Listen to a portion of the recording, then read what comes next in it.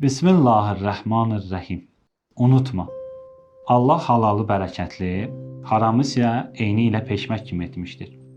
Peşmək nə qədər həcmli, çox görünsə də bir loxmadan artıq deyil. Necə ki, Allah qoyuna bərəkət versə də, itdən onu almışdır.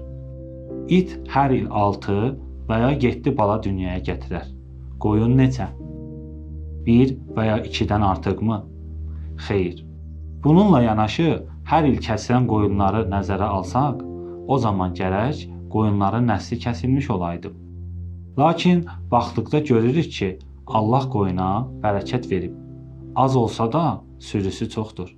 Siz heç qoyun qədər it sürüsü görmüsünüz? Halal mal da belədir. Az olsa da bərəkətlidir.